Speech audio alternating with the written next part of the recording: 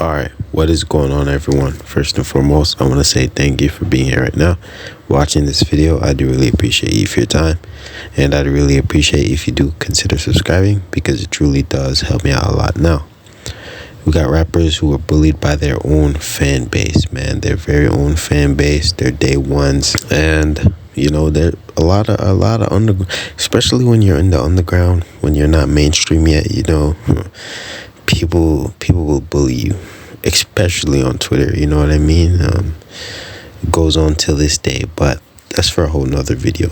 But I'm well aware Ken Carson was bullied for the way he looked. You know, they bullied him, saying he looked like Guma or something like that, which is yeah, they're basically calling him ugly.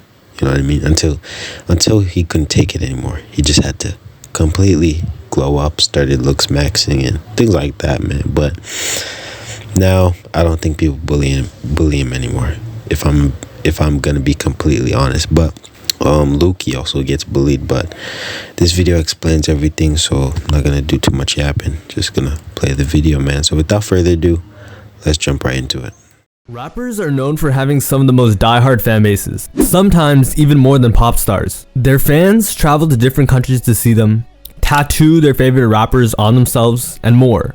But what happens when fans get too die-hard? Well, sometimes it turns toxic and the fans form a parasocial relationship with the rapper and end up becoming quite mean to them, almost as if they aren't fans of the rapper. And that's what we'll be talking about today. I'm Rashad Bashir, and these are rappers whose fans end up bullying them.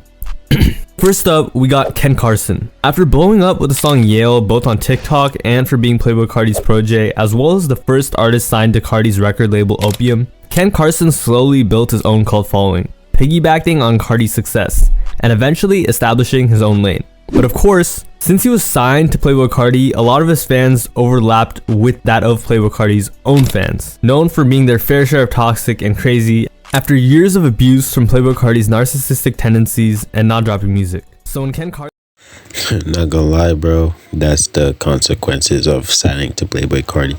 But at the end of the day, at the same time, Playboy Carti does have very loyal, diehard fans. So, you know, they're gonna stick with you most likely no matter what, especially if you're close to Carti. You know, you don't even have to drop music. You know what I mean? These fans will literally turn into FBI agents looking for every photo, everyone close to Carti, everything, bro. So at the end of the day, that's the benefits. But yeah, bro, Carti fans are different at the same time, bro. Carson started coming up, I guess he was just an easy target for their fan base. At first, fans would just call his music trash here and there, because not all fans could get into his music. But it didn't take long for fans to start making fun of him, and it all began with one post on the Playboy Carti subreddit. What's interesting is the Ken Carson hate train was a butterfly effect. A butterfly effect is the idea that small things can have non-linear impacts on a complex system. In this case, the complex system is Ken Carson's sanity and reputation. It all started with an innocent post, not meaning any harm, posted to Playboy Carti subreddit 6 days before Whole Lotta Red dropped, when Ken Carson was relatively unknown, titled, "Why does Ken Carson look like a Goomba? A character from Mario." The comments on the post were pretty tame, but the snowball began rolling. What's really funny about this post is someone came back and said this started it all, and the original Reddit user said appreciate you, like he was spreading awareness for a good cause or something.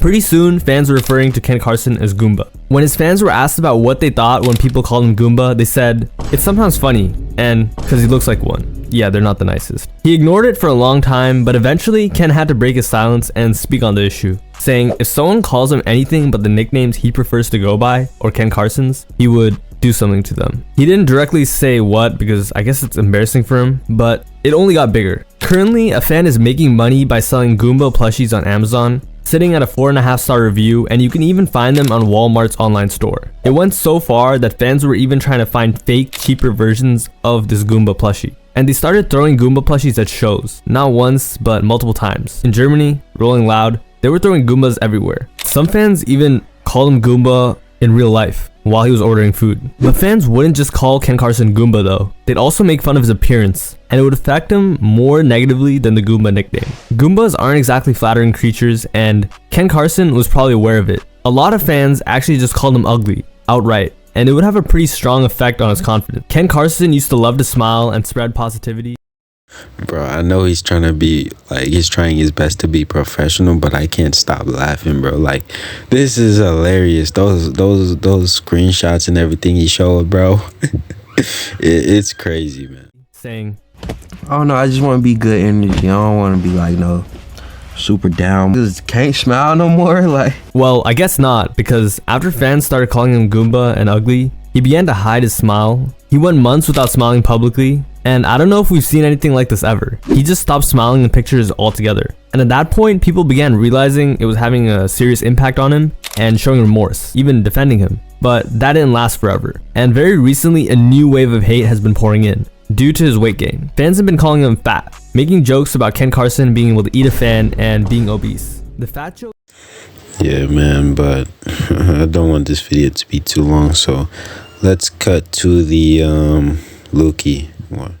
That window, he has gained nothing short of a cult fan base, watching and reacting to his every move. It was okay for a while, but towards the second half of his career, fans began to turn their backs on him and bully him for the weight he gained. It began in 2019, and fans immediately called him out for it. It was actually due to substance abuse, which he has a very traumatic history with, getting hooked at a young age and even having to take a year-long break from music due to the issues stemming from his substance abuse after being hospitalized for a week in 2016. So his addiction was and still isn't really a joke, if you get what I'm saying. However, his fans didn't care at all and mocked him. The first time he started receiving hate was when a picture of him holding his stomach went viral on an Instagram live. A fan even made it their phone case. Normally, jokes like that die out, but for some reason, it just stuck and got bigger with Lucki. And in 2022, a fan rubbed his belly at a show. Lucki retaliated and spit on him, and afterwards said he would have done worse because the fan didn't even show any remorse. Most people thought it was deserved, and someone even said that they experienced something similar at a Lucki show.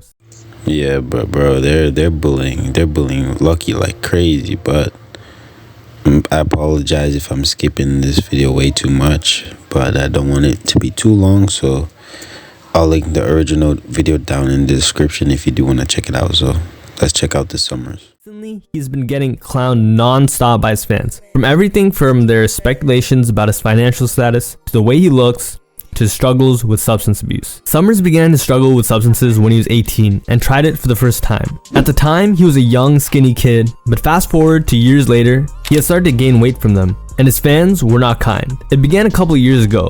Fans were teasing him for quote-unquote getting his weight up. In the comments under another post, a fan commented, "You need to stop before it's too late. If only he knew."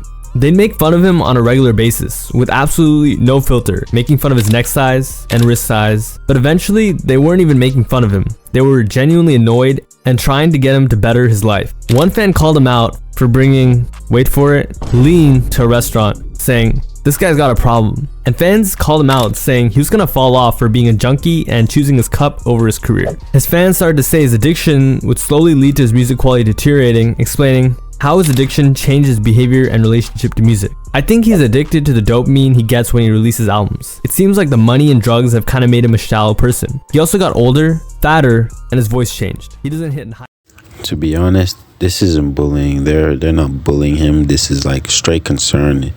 His fans are extremely concerned about him, and they want him to better his health and become a better person overall, because this we all know drug abuse does not end well, man. It's something that has to be taken very seriously, and it could even lead to death or health issues. And a lot of people with drug abuse, you know, drown themselves in that because they're dealing with things, you know, they're dealing with a lot of issues that they publicly don't want to come out about, you know what I mean? So the fans are worried about him. They're not bullying him, man. So let's keep going. High notes like he used to. And today, fans have just gone sad over what his addiction has come to. A year ago, Summrs even responded to the fat allegations, saying his girl says he's fine, while also saying, "I know I'm fat, man. I could lose it. This man, y'all know where this from. Come on now, y'all know where this from, man. That's natural. That's what's gonna happen. Even really doing it. I really lived on rapping." Okay, so what's even funnier about this is After he said that, he then proceeded to say God forgive him, reached for his lean cup, and start blasting NBA Youngboy. What's ironic is years before Summrs had gained the weight, he made fun of a fast food worker for their weight, calling them a shark. 50,000 pounds. Egging down a shark.